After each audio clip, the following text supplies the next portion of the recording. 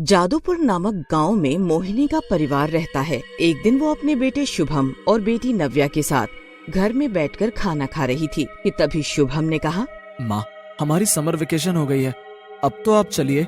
हाँ माँ, चलिए ना प्लीज। नहीं, मुझे अभी बहुत काम बचे हुए हैं, मैं कहीं नहीं जाऊंगी। चलिए ना माँ। 1 साल में स्कूल से छुट्टी मिलती है, फिर भी आप जा नहीं रही हो।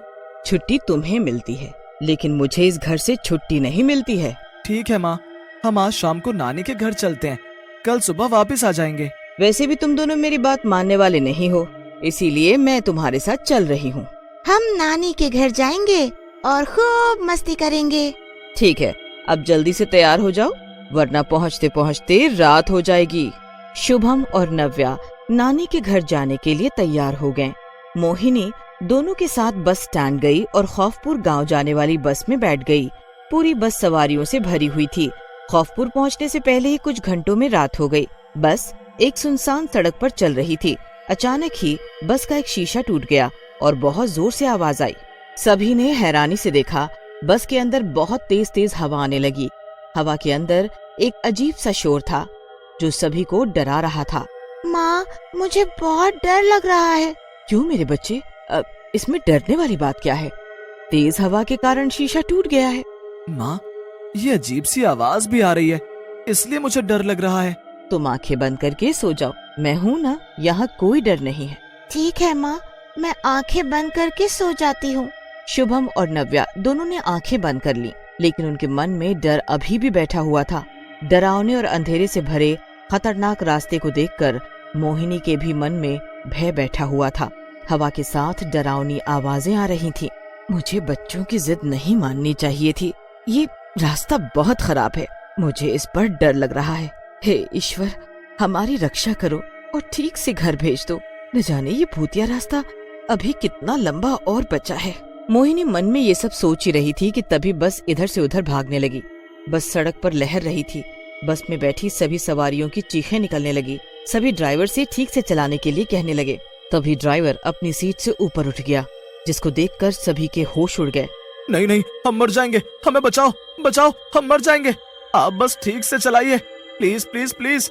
ड्राइवर साहब, बस चलाइए, हमारी इतनी सारी जान की जिम्मेदारी आपके ऊपर है।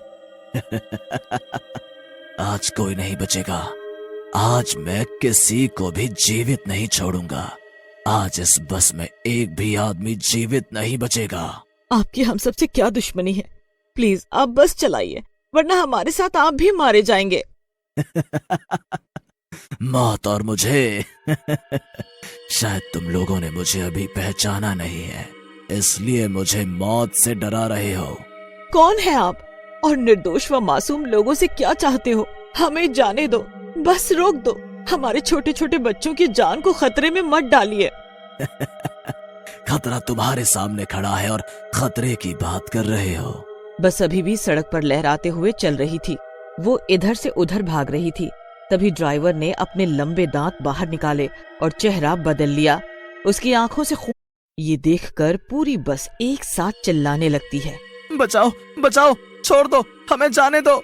ये देखकर पूरी बस एक साथ चिल्लाने लगी, लेकिन उनकी वहाँ कोई सुनने वाला नहीं था। तभी बस एक पेड़ से टकरा गई। बहुत सारे लोगों को चोट लग गई और खून बहने लगा। ये भूतिया रास्ता है और इस पर सिर्फ मेरा अधिकार है। यहाँ जो भी आएगा ऐसे ही रोएगा, चीखेगा, चिल्लाएगा और अंत में मेरे हाथों से मारा जाएगा। मुझे खून पसंद है, मैं सभी का खून पी जाऊंगा। मोहिनी और उसके बच्चों को भी चोट आई। अगर मुझे पता होता कि ये भूतिया रास्ता है तो मैं यहाँ कभी नहीं आती।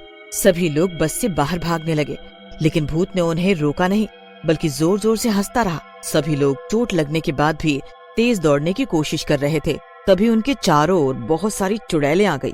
सभी बहुत डरावनी थी, जिसके बाद सभी लोग बेहोश होकर वहीं सड़क पर गिर गए। तभी वहाँ एक साधु महाराज हाथ में आग की मशाल लिए हुए आए। वो कुछ मंत्रों का उच्चारण कर रहे थे, जिसके बाद सभी भूत और चुड़ैल वहाँ से भागने लगे। पीछे से साधु महाराज के कुछ शिष्य भी दवाई लेकर आए। जल्द से जल्द सभी के मुंह पर पानी की छींटे मारो और सभी के घाव पर दवाई लगाओ। गुरुदेव, हम इन सभी को कुटिया में ले चलें क्या? क्योंकि ये भूतिया रास्ता है, कभी सभी फिर से आ जाए। हाँ, वो फिर से आएंगे, लेकिन अपनी मुक्ति के लिए। आज मैं उन सभी आत्माओं को मुक्त कर दूंगा। तुम सभी जल्द से जल्द इनका इलाज करो। साधु महाराज के शिष्य सभी घायल लोगों की सेवा में लग गए, जबकि साधु महाराज ने वहाँ हवन कुंड बनाया और हवन करने लगे। साधु महाराज पिछले 1 घंटे से हवन कर रहे थे। सभी को होश आने लगा। साधु महाराज ने कुछ बोतलें खोल कर रख दी। सभी लोग साधु महाराज को हैरानी से देख रहे थे। साधु महाराज, आपने हमारी जान बचाई, इसके लिए हम सदैव आपके आभारी रहेंगे। अब दोबारा कभी इस रास्ते पर नहीं आएंगे। मैं आज इस भूतिया रास्ते से भूतों को समाप्त कर दूंगा और फिर यह रास्ता भी अच्छा हो जाएगा।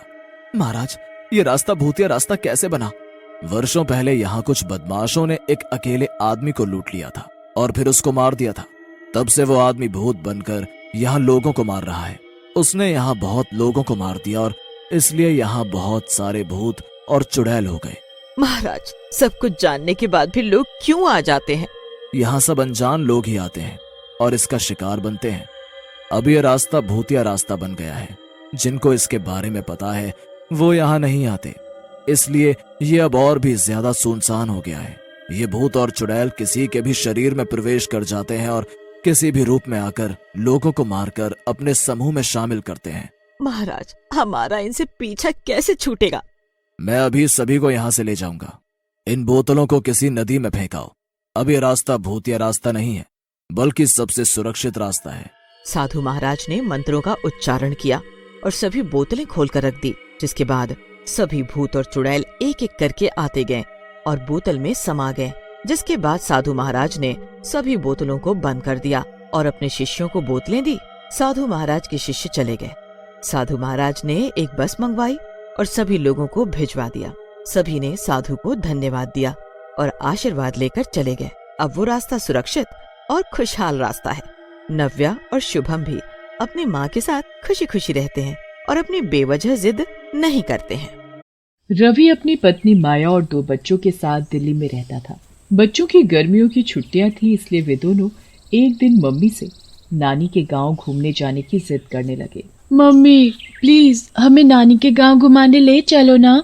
हाँ मम्मी, हमें इन गर्मियों की छुट्टियों में नानी से मिलने उनके गांव जाना है। ठीक है बेटा, हम सभी आपकी नानी से मिलने चलेंगे। वैसे भी काफी टाइम हो गया है माँ से मिले हुए। मैं रात को ही आपके पापा से बात करती हूँ। रवि रात को ऑफिस से घर आता है तो रवि की पत्नी माया रवि से गांव जाने की बात करती है। तभी रवि खुश होकर माया से बोलता है, अरे वाह, ये तो बहुत अच्छी बात है। मुझे भी ऑफिस से 1 हफ्ते की छुट्टी मिली है। अजी, ये तो बहुत ही अच्छी बात सुनाई आपने। ठीक है, तो कल शाम को ही गांव के लिए निकल लेते हैं।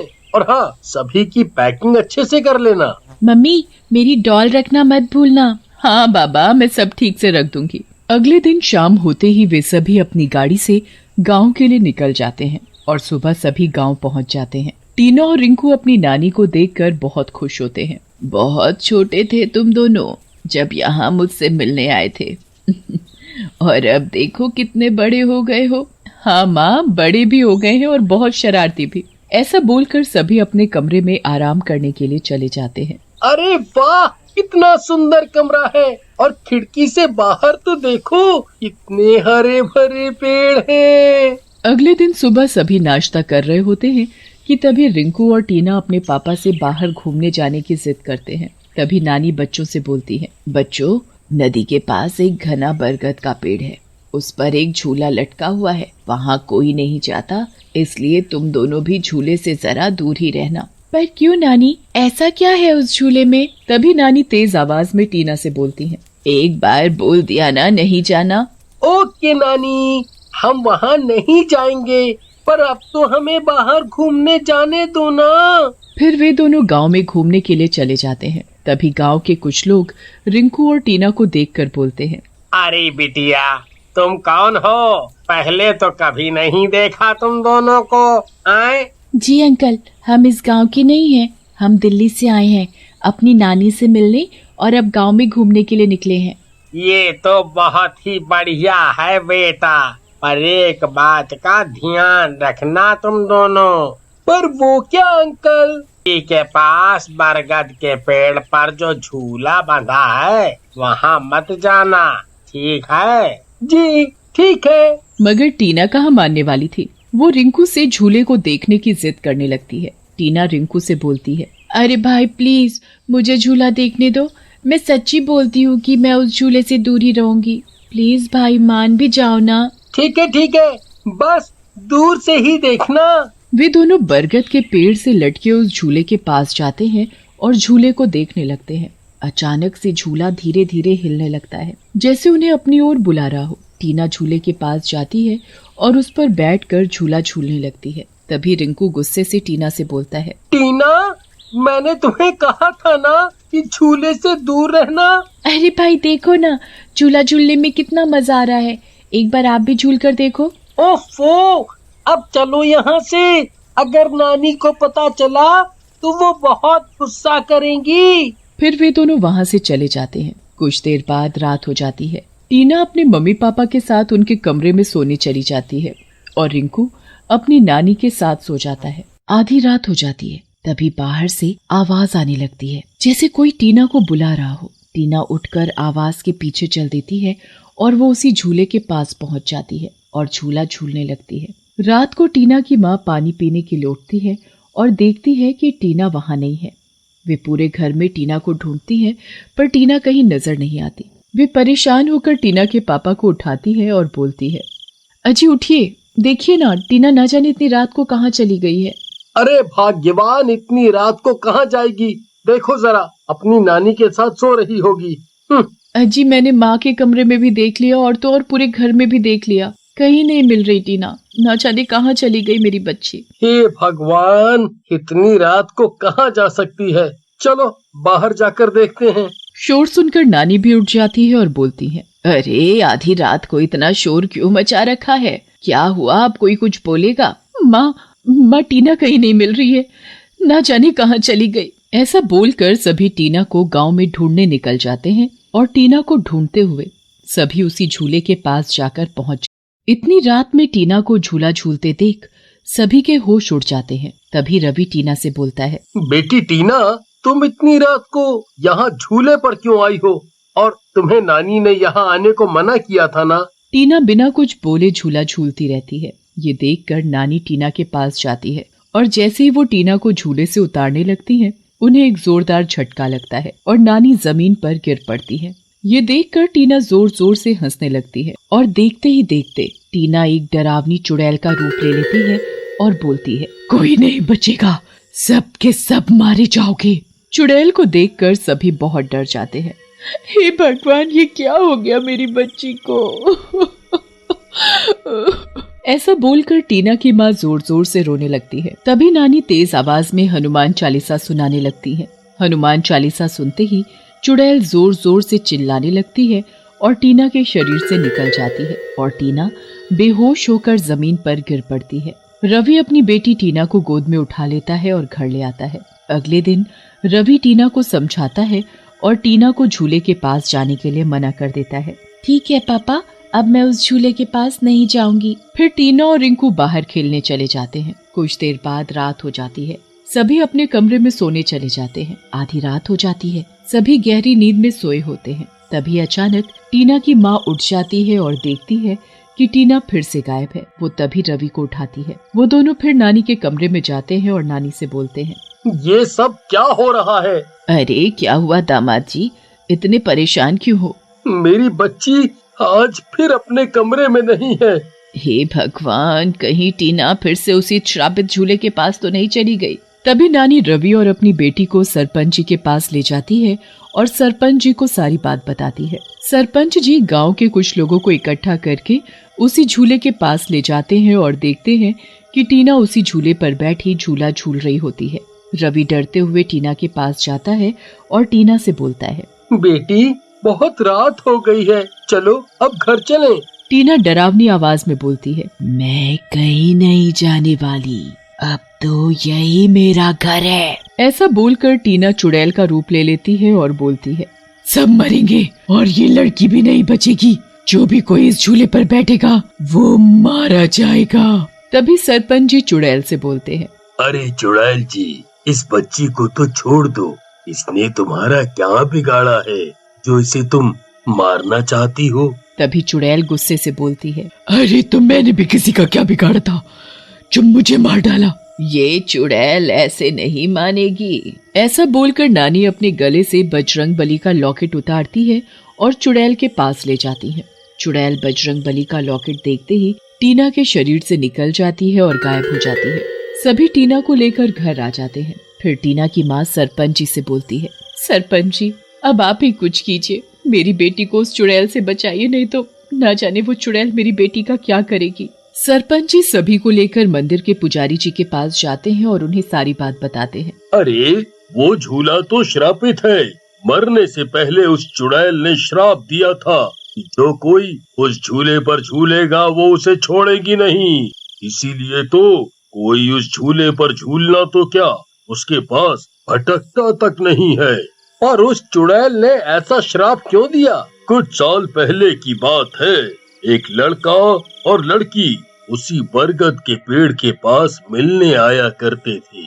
वो लड़की घंटों उस झूले पर झूलती और दोनों खूब बातें किया करते थे।